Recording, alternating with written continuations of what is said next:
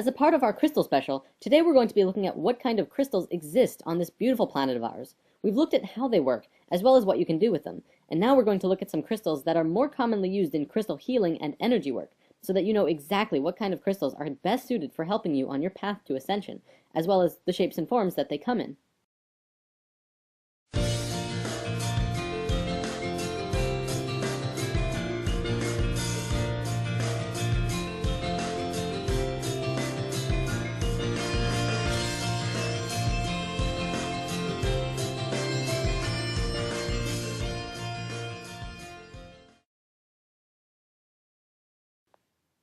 Crystal fun fact for the day, almost all crystals grow in hexagons, which we know from sacred geometry is a very pure form that comes out of the flower of life.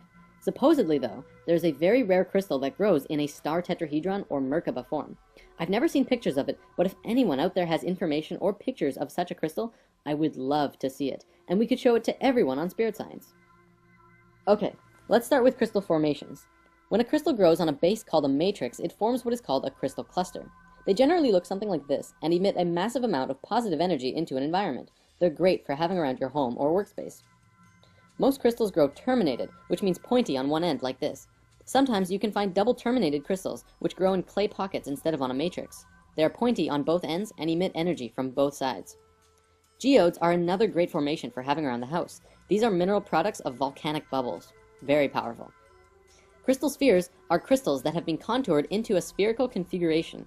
This is one of the most powerful forms a crystal can take because it emits the same frequency in all directions. When held or worn, they purify and fill the gaps in the entire auric field. If you have a larger one, you can gaze into the crystal to help with the evaluation of a present situation or circumstance.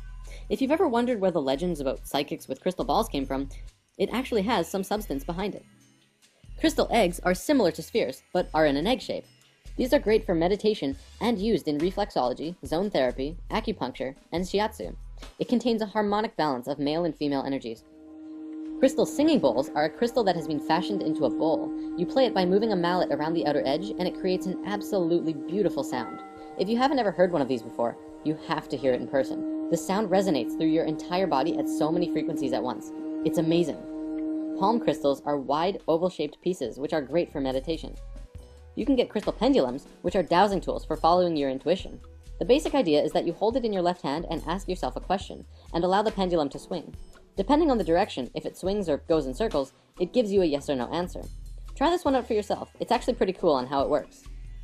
Phantom crystals are very cool. These are crystals that grow over top of other crystals. So what you get is a crystal with an amazing crystal phantom in the middle.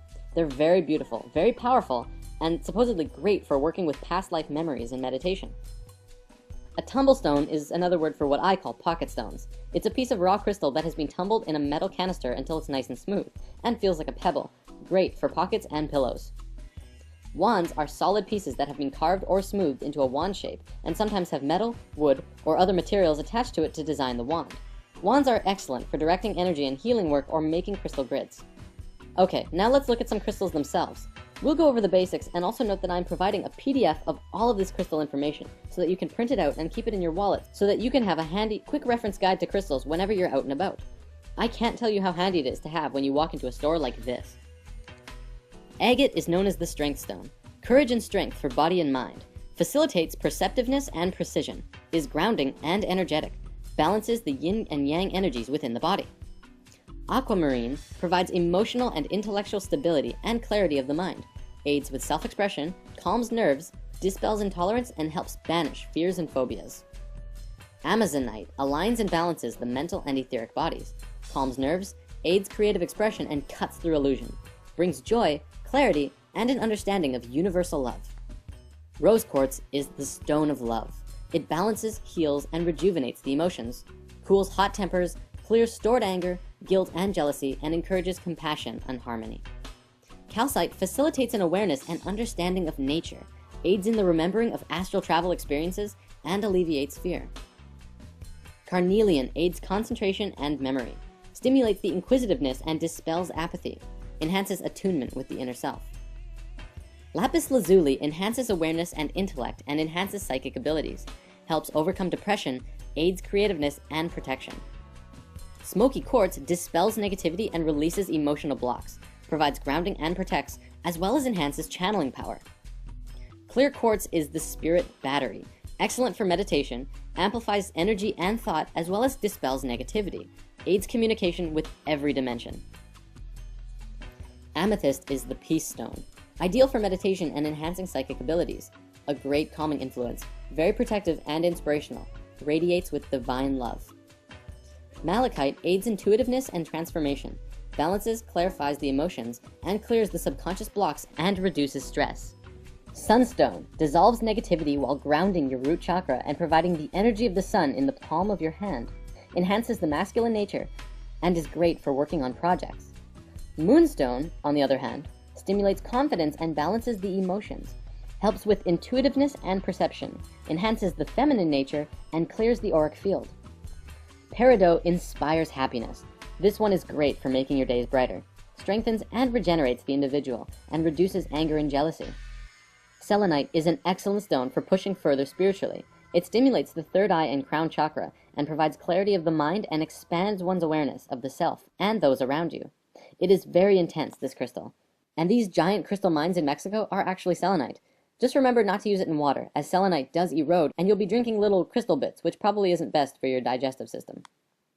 Citrine is the stone of abundance, joyous, warm, and energizing.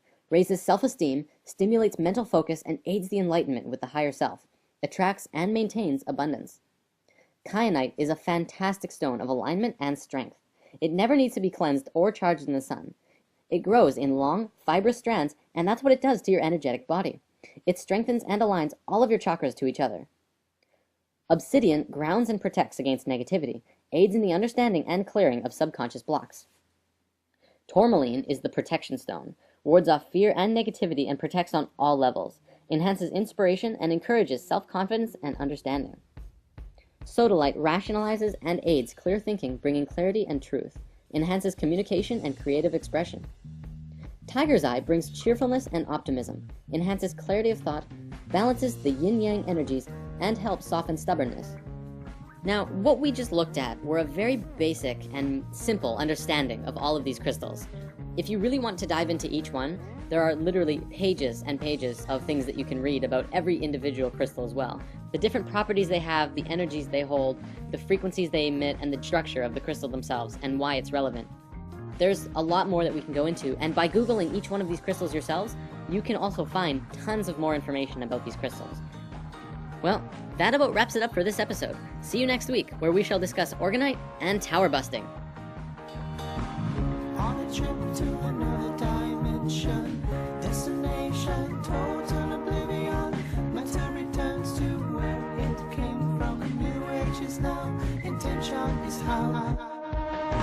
We only see a shadow of what's true. Illusionary ego break